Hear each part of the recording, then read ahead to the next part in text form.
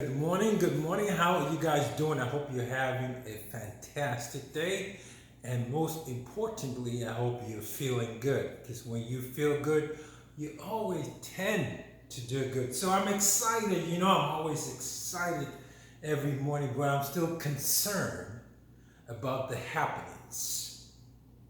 I got a very sad news again. A friend that I know fainted on the job and he was taken home from work. So there's a lot of things happening. We hear all the stories.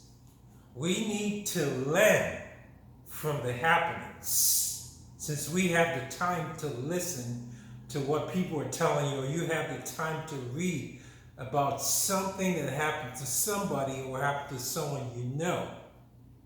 The goal is for you to gain something from it. You need to listen and see, how can I use this to help myself? How can I use this to help somebody? And I'm going to talk about two topics today, and I just want you to take your time to listen to this topic. I guarantee you, the substance I'm going to give you, most of you already know. I'm just going to tell it in a different way. And for those of you who don't know the substance, it's going to add massive value to you this morning. And I'm always excited. I'm so excited. But before I jump into this topic this morning, I want you to think about how many times you have worried about so many things that you shouldn't be worrying about.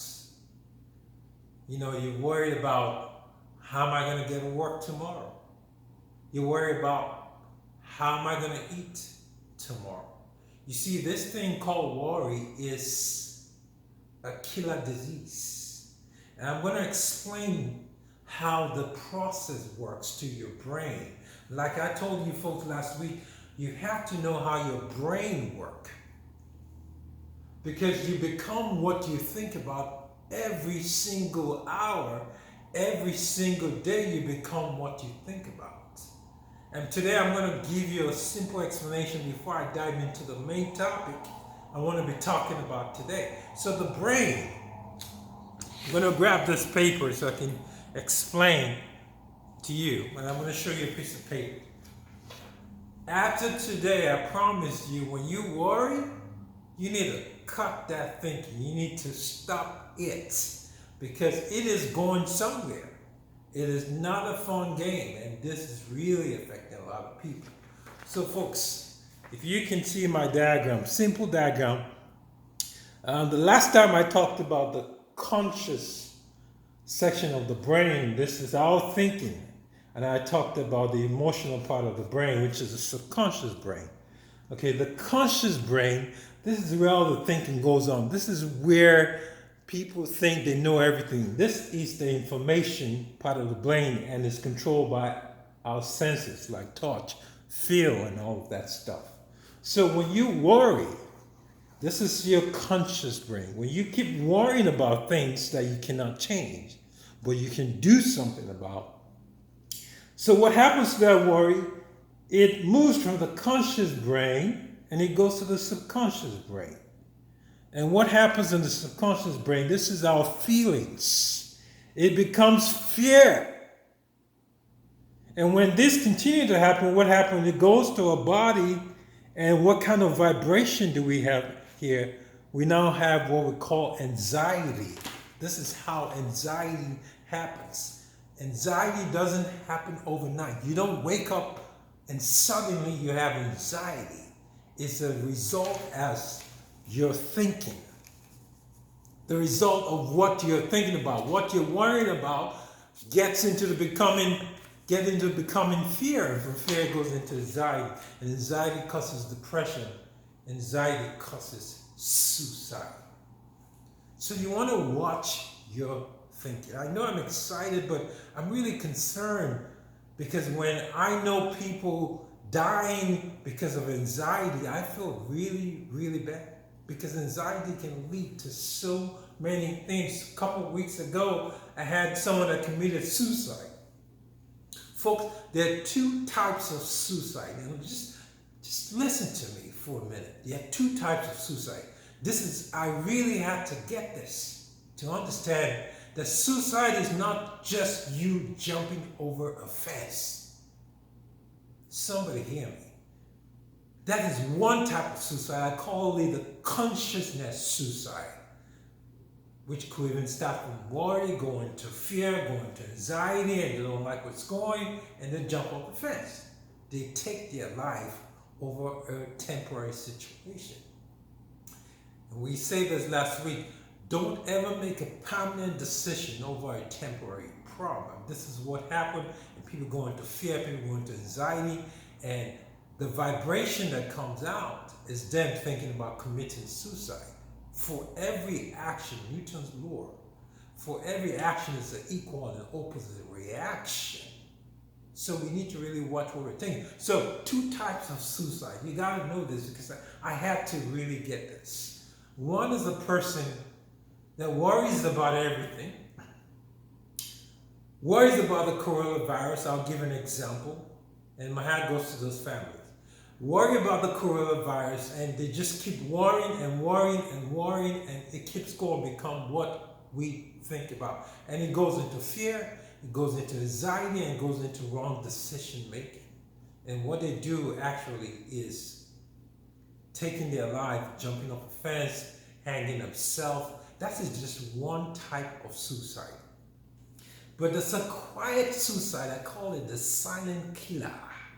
It is even worse than the person that just took his life by jumping off a fence. Yes, there's visual. We see that happen. But do you know, a lot of people are committing suicide every day, and it's gradually going to lead to what we're talking about. So, I'll give you an example, and I don't mean to offend anybody. Forgive me if I offend you. A guy hates his job so bad. Wakes up in the morning, complains, hate it. But guess what? He does nothing about it to change it, but he keeps pushing himself to go to the job. That is committing suicide. This is suicide. You're not different from the person that jumped up the fence because you're doing things that you hate. And we just talked about the brain. It transforms from one form to another form. And all of a sudden, somebody falls off at the job, taken to the hospital and died. He was taken to the hospital and never recovered because of worry, anxiety. I hate this job, but I got to do it to survive. So he stays there until one day he falls down, not intentionally. You see, there's intentional suicide, which is the person jumping off the fence. And the more suicide we have today is the people sleeping and not waking up because they're killing themselves gradually inside. And trust me, the worst thing that can happen to you is to kill yourself inside, because it's eventually you're going to perpetrate on the outside. So this is what happened to people. You know, they hate it so bad, but they stay there. And they take all the mess. Right? And what happened? One day they just faint. They go to the hospital. The doctor tries everything possible, but they never recovered. So I want you to think about what you're doing and make sure this is what you want to do. Don't do what you hate. When you really hate something, okay, and you keep doing it, you're building up the wrong feelings, because the thoughts are going to the next form, which is the feelings, and those feelings can lead to either intentional suicide or unintentional suicide. So our brain is so powerful. We really need to take our time and watch what is going inside here. This, you need to put your armor on.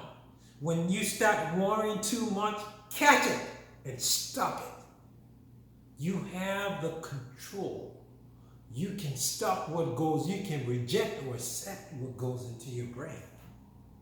So my message today is we become what we think about every single day.